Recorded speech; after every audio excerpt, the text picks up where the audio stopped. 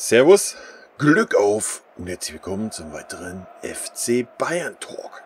Ja Leute, diesmal 25. Spieltag in Bremen. 3:1 gewonnen. Ja, eigentlich gibt es relativ wenig zu sagen zu dem Spiel.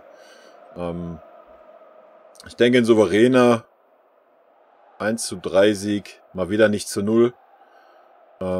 Obwohl es bis zu den Auswechslungen echt gut war. Wobei man auch sagen muss, dass wir nicht wirklich gefordert waren. Bremen stand ja quasi nur hinten drinne, ganz selten mal, dass sie mal... Also gezielt nach vorne haben die gar nicht gespielt, wenn, dann haben sie mal den Ball diagonal nach vorne gedroschen, so, das war deren Heilmittel. Weil vor ein paar Wochen hieß es mal, ja, gegen Bayern ist ja ganz einfach, schlägst einfach den Ball vorne diagonal und schickst deine schnellsten Spieler nach vorne und ja. Also habe ich nichts von gesehen heute. Von den Bremern, ja, I don't know, weiß ich nicht. Ja, vielleicht haben sie sich gedacht, so, wir hatten eine englische Woche, die Bayern nicht und das hat jetzt eh keinen Sinn und wir gucken, dass wir ein humanes Ergebnis erzielen, anders kann ich mir das nicht erklären, also. Ja, da lobe ich mir doch eher so einen Auftritt, wie Bielefeld gegen uns gespielt hat zum Beispiel. Ich denke, gerade diese Saison hat jede Mannschaft gegen uns eine Chance in der Bundesliga, da müssen wir gar nicht drum herum reden. Aber die Bremer haben es ja erst gar nicht versucht, Leute. Also es war eines der langweiligsten Spiele, was ich seit langem gesehen habe, irgendwie. Wir hätten locker 5, 6, 7, 8-1 gewinnen können, aber auch zu 0. Allein Levi hat dreimal in den Pfostenlatte getroffen. Ich glaube, wir hatten noch einen Pfostenschuss, wenn mich nicht alles täuscht. Ansonsten auch noch viele so Halbdinger. Der Müller hat dann so Müller-Manier auch wieder so Kopfbälle halb versemmelt da. Aber wir haben gut gespielt vorne. Wir waren haben mal wieder ein bisschen kombiniert, ja. Und hey, wir haben Eckentor gemacht. Wow! Ja. Ich weiß nicht, ob das einstudiert war, wenn, hat es auf jeden Fall geklappt. Fairerweise muss man sagen, bis dahin hatten wir auch nicht wirklich Torschancen. Das muss man auch mal sagen, ja. Die Bremer standen tief, haben es gut gemacht am Anfang. Wir hatten relativ wenig Mittel. Gerade Coman war heute auch nicht so, zumindest erste Halbzeit, so die erste halbe Stunde war das gar nichts. Ich weiß nicht, ob er keinen Bock hatte, weil er auf der rechten Seite gespielt hat, hatte ich so den Eindruck, weil, ja, wirklich Bock hatte er da nicht, hat man ganz klar gesehen. Zweite Halbzeit hat er dann Bock gehabt, hat da links gespielt. Ich weiß nicht, ob er jetzt so langsam irgendwelche Allüren kriegt. Ja, ist er dann definitiv fehl am Platz, würde ich sagen. Weil Gnabry war heute mal der Bessere. Ja, Gnabry war gut. War letzte Woche ja schon okay, heute war er gut. Hat mir sehr gut gefallen. Fairerweise muss man sagen, dass man heute auch nicht nach hinten laufen musste. Weil die Bremer einfach nicht nach vorne gespielt haben. Das muss man auch mal sagen. Also von daher ganz klare Kiste. Ich würde sagen, wir hauen mal einen Blick in die Statistiken. Dann sage ich zu jedem Spieler ein bisschen was und dann gehen wir nochmal auf den Hansi ein und den Bundestrainerjob und sowas. Weil so rund zum Spiel gibt es eigentlich nicht mehr zu sagen, wie ich jetzt in den 3 Minuten gesagt habe. Gut. Ich aktualisiere hier nochmal die Maschine. Man weiß ja nie, dass ich wieder zu früh eingestempelt habe. Jo, Ballbesitz 57%, gefühlt erste Halbzeit war es auf jeden Fall 70-30 locker. Ja, aufgrund dann der Auswechslung. Abseits 3-7, Fouls 5-9, Zweikämpfe 46-53, Schüsse insgesamt 8-21, Schüsse aufs Tor 4-6, Ecken 3-8, Flanken 10-24. Gewonnene Zweikämpfe Davies, Hernandez, Coman 5. Davies und Hernandez haben es super gemacht auf der Seite. Boateng war auch gut. Pavard war wieder so mittelmäßig nach hinten. Nach vorne hin war er ansehnlich. Nach hinten war es wieder so, komme ich heute nicht, komme ich morgen. Aber da der Boateng das jetzt mittlerweile so ein bisschen eingespielt hat, dass er auch gleichzeitig so einen halben rechten Verteidiger spielt, ist es trotzdem ganz gut gegangen. Und das, obwohl wir nicht wirklich gefordert waren hinten. Ja, aber wenn, dann war der Pavard da auch nicht wirklich zur Stelle. Ballkontakte 106 Kimmich, 102 Davies, 100 Boateng. Kimmich war auch schlecht, die ersten 30 Minuten, fast nur Fehlpässe. Irgendwie gar nicht richtig in die Zweikämpfe gekommen. Hat einfach einen schlechten Tag gehabt, muss man mal so sagen. Also zweite Halbzeit war es besser, ja, aber für seine Verhältnisse war es nicht wirklich gut. Wir haben es dann noch ganz gut gemacht, er und Goretzka. Aber einen guten Tag hatte der Kimmich nicht wirklich. Aber ist halt ein Mensch, ne? Man hat nicht immer einen guten Tag. Gefault worden, interessiert uns nicht. Torschussvorlagen, ja, müsste der Müller, ja, Müller 7, Gnabry 3, Levi 2. Ja, Müller hat ja allein schon 2 Tore vorbereitet. Müller war sehr gut. Sehr beweglich, war wieder überall und nirgends. Hat wieder die Angriffe eingeleitet, die Tore vorbereitet. Hat ein bisschen Pech gehabt oder war wieder so ein typischer Müller mit seinen 2 Chancen, die er auch selber noch hatte. Alles okay, war okay, ne? Schüsse insgesamt, Levi 8, Gnabry 5, Müller 4. Jo. Gut. Wechseln wir eben auf Aufstellung, dann gehen wir mal durch. Neuer, ja, eigentlich könnten wir den Neuer gar nicht bewerten. Ja, wenn nicht noch das Gegentor gekommen wäre. Weil den Ball hat er noch gut gehalten. Ansonsten, ja, der Neuer im Tor stand oder nicht, hat im Endeffekt keine Rolle gespielt. Nur ohne Torwart spielen können. Von daher geben wir ihm eine 3. Den Ball hat er noch gut gehalten. Nachschuss konnte er nichts machen, hat sich zu Recht aufgeregt. Das Tor, das Gegentor war so unnütz. Genauso wie dann danach nochmal diese Chance hier, wo die dann zur Ecke ging. Also wie schlecht ist denn der Buenos Aires, Alter? Ich weiß nicht, den kannst du auch nicht für 7 Minuten reinbringen. Da muss ich auch mal ganz ehrlich sagen, habe ich auch nicht verstanden, warum der Flick da den Davies rausgenommen hat. Die Viererkette war so super eingespielt, hat super harmoniert. Gerade auch die linke Seite mit Hernandez und Davies hat gut geklappt. Habe ich nicht verstanden. Ob der da jetzt noch 7 Minuten länger auf dem Platz steht oder nicht. Leute, da braucht mir keiner irgendwas von Schonung erzählen. Dass der Buenos Aires bei uns irgendwie nicht ankommt, ich denke, das ist auch den letzten Laien mittlerweile klar. Also sobald du den einwechselst, ja, würde ich als gegnerisches Team auch nur auf ihn rennen. Ja? Der kann nichts. Ich weiß nicht, woran das liegt, Leute. Ich kann es euch nicht... Ich kenne den menschlich nicht, persönlich nicht. Ich bin ja schon ein paar Tage alt. Ja, ich habe schon einige Fehleinkäufe bei uns erlebt. Aber der sprengt alles. Also der sprengt wirklich alles. Ja, am Anfang dachte ich ja, das wäre der Schupo wäre das. Ja, der hat auch schon einiges gesprengt mit seiner Bundesliga-Untauglichkeit. Aber der Buenos Aires hat bisher alles gesprengt. Also keine Ahnung, Leute. Der hat 7 Minuten heute gehabt und ja. Guckt euch das an. Also. Gut, Pavard habe ich schon gesagt, würde ich eine 4 geben. Ist viel gelaufen, ja. Nach vorne hin, ja, ist selten bis zur Grundlinie mal gelaufen. Also das war jetzt nicht mehr, wie der Süle gemacht hat, fand ich, nach vorne. Mal davon abgesehen, dass der Süle der bessere Tänzer vorne ist, dass er mal 1, 2 aussteigen lässt. Nach hinten hin war es definitiv schlechter wie der Süle. Also der Pavard war wieder nicht zur Stelle, wenn es über die Seite ging und zweimal sind die Bremer gekommen über die Seite, da hat er wieder nur zugestellt, anstatt mal in den Mann reinzugehen. Und wie gesagt, wenn die Bremer Diagonalbälle gespielt haben, hat Sven dann auch der Boateng ausgebügelt. Ja, weiß ich nicht. I don't know. Ich meine, zwischendurch hat es auch mal ganz gut geklappt, dann ist der Boateng nach außen, ist der Pavard noch gekommen und ist dann in die Mitte gegangen. Ja, I don't know. Ich weiß nicht, was mit dem Benji los ist. War so stark in der letzten Saison, auch zum Start. Ich weiß nicht, vielleicht hat er einfach auch keinen Bock auf den rechten Verteidiger, mit lieber Innenverteidiger spielen. I don't know. Weiß auch nicht, wie da die Planungen für nächste Saison sind. Lassen wir uns mal überraschen. Alphonso Davies, ja. Ich würde eine 3, vielleicht eine gute 3 sagen. War ordentlich, hat hinten keine Fehler gemacht. Hat immer mal vorne sich eingeschaltet. Viel versucht. Mit dem Gnabry hat es ganz gut geklappt, wo Coman auf der linken Seite war, ja. War es nicht ganz so gut. Weil Coman da mehr eigensinnig war. Weiß auch nicht, was er... Ich hatte heute irgendwie so den Eindruck, er wollte ein bisschen Eigenwerbung machen, keine Ahnung. War ein bisschen komisch heute, Comans Leistung irgendwie. Boateng will ich eine gute 3 geben, souverän. Ja, gut, jetzt zum Schluss da, die letzten 2 Dinger, da war noch mal ein bisschen out of order. Ja, keine Ahnung, aber ich denke, das ist auch dann den Auswechslungen geschuldet, einfach mal. Und bei 3-0, ja, dann kriegst du halt noch einen. Mein Gott, dann ist das halt so, oder? Hernandez würde ich auch eine gute 3 geben. Einen Tacken besser wie Boateng, fand ich. Hat jeden Zweikampf gewonnen.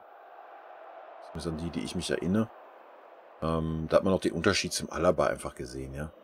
Der Stürmer, der gegen ihn gespielt hat, konnte den Ball erst gar nicht annehmen. Ja. Der Hernandez war direkt da, war direkt im Zweikampf. Hat jedes Kopfballduell gewonnen, ja. Ja, wie gesagt, der Stürmer hatte gar nicht die Zeit, einen Ball mal anzunehmen und zu halten. Ja? Das ist ein Innenverteidiger. Genauso der Boateng, der macht das auch immer. Das ist aber, der macht der Alaba nicht. Oder er kann es nicht. Ja? Also, das hat man heute schon gesehen, den Unterschied. Ich meine, gut, Bremen war jetzt kein Maßstab, die haben relativ wenig nach vorne gemacht. Aber die 4-5 Mal, wo er gefordert war, war er da. Goretzka. Ja, Goretzka war einen Tacken besser wie Kimmich, fand ich. Hat doch immer wieder versucht anzutreiben. Will ich auch eine gute 3. Ja, eine gute 3 geben. Hat natürlich das Tor noch gut gemacht. Das Tor vom Levi hat er ja noch vorbereitet. Da konnte er nichts für. Da ist der Ball halt runtergefallen auf die Schulter. Und ja. Weiß ich nicht, ob das als Vorlage zählt. Keine Ahnung. Coman, ja, weiß ich nicht. Eine schlechte 3. Vielleicht sogar eine 4. Also ich fand ihn heute nicht so. Also die erste Halbzeit auf der rechten Seite hat er keinen Bock gehabt. Das hat man ganz klar gesehen. Zweite Halbzeit, ja, war dann nach vorne hin, war es okay. Nach hinten hin, ja, ich weiß nicht, ob ihm die Puste gefehlt hat, die Kraft gefehlt hat oder ob er einfach keinen Bock hatte. Das war ein bisschen... Sami saß zwischenzeitlich so, als wenn ihm einfach die Kraft gefehlt hätte. Ja, keine Ahnung. Weil ich mich dann frage, woher, weil, wie gesagt, die erste Halbzeit auf der rechten Seite hat er mehr rumgestanden wie alles andere. Kimmich, ja, will ich auch eine 3 minus geben. Also, klar, es war eine gute Leistung, aber für seine Verhältnisse kann da mehr gehen. Und gerade die erste halbe Stunde hat er gefühlt keinen Zweikampf gewonnen, viele Fehlpässe gespielt. Ja, wie gesagt, jeder hat mal einen schlechten Tag. Wa? Müller würde ich eine 2 geben, war wieder der Müller, wie wir ihn kennen, überall und nirgends. Tore vorbereitet, hat selber Chancen gehabt, alles gut. Gnabry würde ich auch eine 2 geben. Hat sehr viel versucht. Es war ihm auch völlig egal, ob er auf der linken Seite oder auf der rechten Seite gespielt hat. Wenn mal ein Ball verloren ging, hat er auch nachgesetzt. Ja, man kann das jetzt nicht ganz so beurteilen wie in den anderen Spielen, weil die Bremer relativ wenig versucht haben nach vorne, beziehungsweise wie die Bälle relativ frühzeitig auch abgefangen haben. Dann, aber für mich eine klare 2. Ja, Levi ist heute schwer zu beurteilen. Den könnten wir eine 4 geben aus der schlechten Chancenverwertung, oder wir geben ihm eine 2, weil er halt sich die Chancen noch erarbeitet hat. Ja, ich tendiere eher zu 2, also 3 Pfostenschüsse. Plus das, was der Torwart noch gehalten hat. Ich denke, da war der Levi schon leicht am Verzweifeln und dann hat ihn der Fußballgott doch nochmal den Ball auf den Goretzka fallen lassen und er stand dann da. Ich glaube, sonst hätte der Levi auch kein Tor mehr gemacht heute. War dann auch ein bisschen angepisst, wo er ausgewechselt wurde, hatte ich so das Gefühl. Weil ich denke auch, es wäre auf jeden Fall noch 1, 2 Tore heute gegangen gegen Bremen. Aber die Auswechslungen haben dann ganz klar einen Knick reingebracht. Aber ja, weiß ich auch nicht. Wie gesagt, dann wechsel halt aus, wenn zur 70. Ich verstehe auch immer diese 10 Minuten Wechselkacke da halt nicht.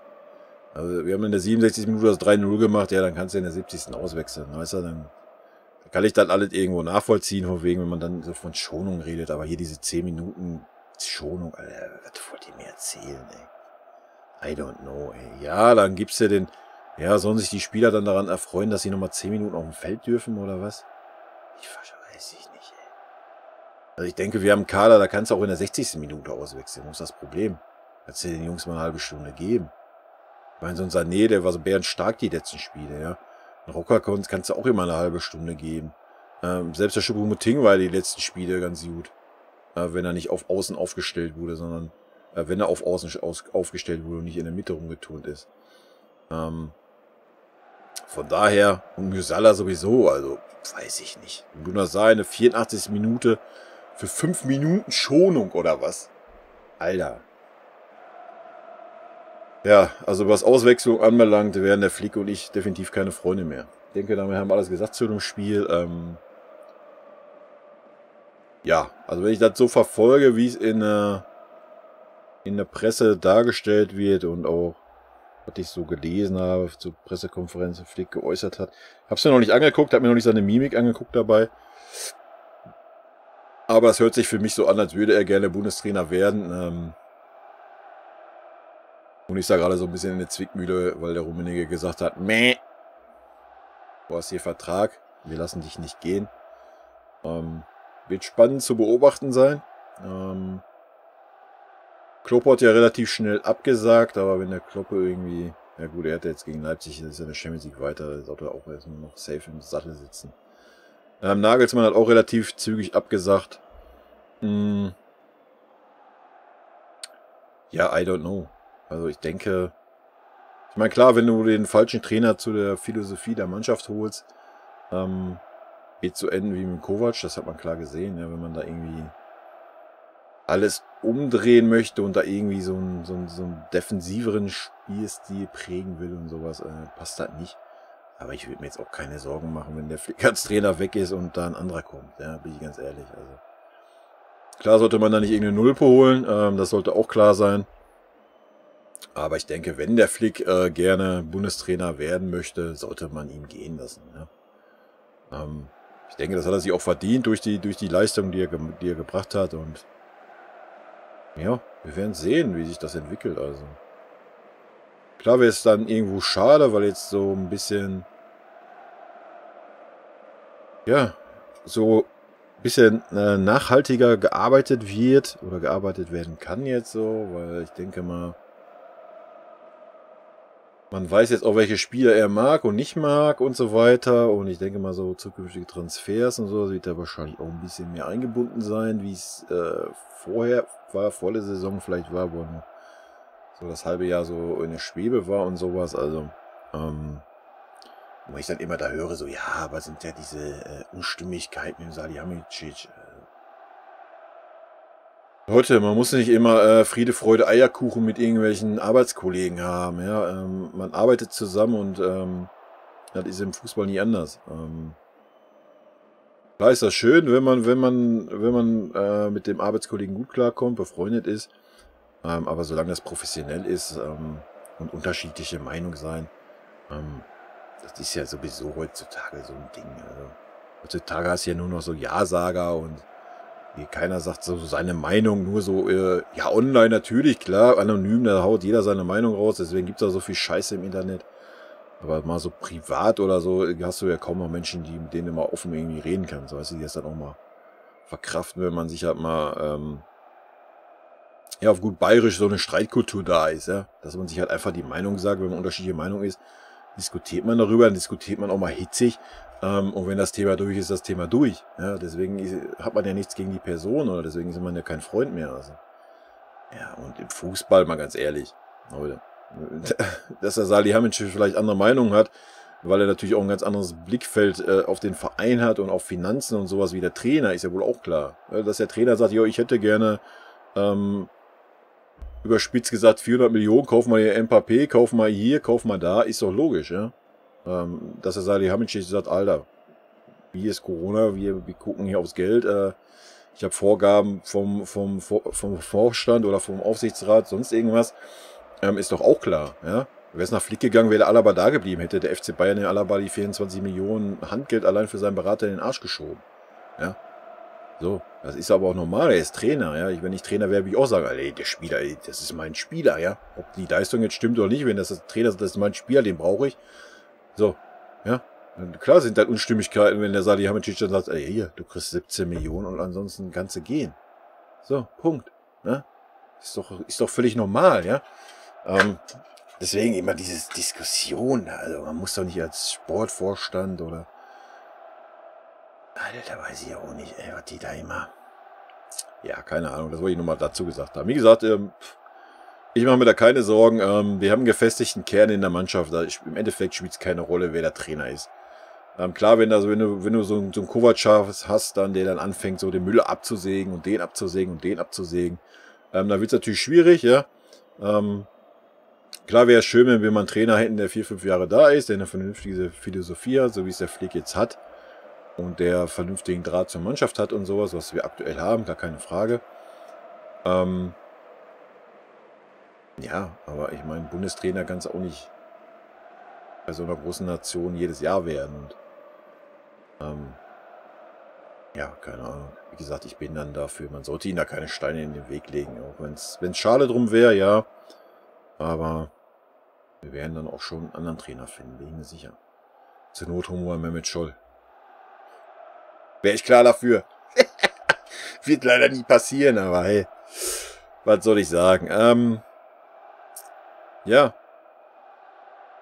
Wir hätten ja auch noch den Hoeneß gehabt, aber der ist jetzt in Hoffenheim. Und wie gesagt, Trainer gibt es genug, die gerne den FC Bayern trainieren wollen würden. Und da wird es mit Sicherheit auch noch einen passenden geben. Ob der dann sofort passt und so, ja, keine Ahnung, aber dann haben wir wenigstens wieder ein bisschen Spannung in der Mannschaft, ist wieder ein bisschen alles anders und keine Ahnung, weiß ich sehe das immer locker, sowas. Ja, meine Meinung, man sollte den Flick das nicht verbauen, wenn er es gerne möchte. Er eiert da ja ein bisschen rum. Was ich auch verstehen kann, wenn er sich jetzt da hinsetzen würde und würde sagen, ja, ich möchte das unbedingt werden.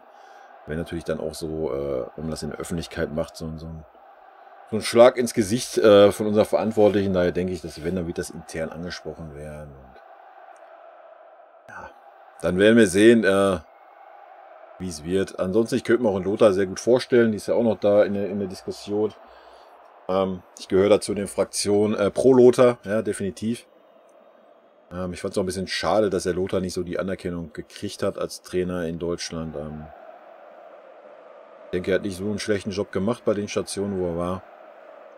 Aber wenn du halt ein schwieriger Charakter bist, der nun mal war zu der Zeit, der wahrscheinlich auch immer noch so ein bisschen ist, ja, siehst du ja, wie das heutzutage gehandhabt wird. Heutzutage musst du immer aalglatt sein am besten.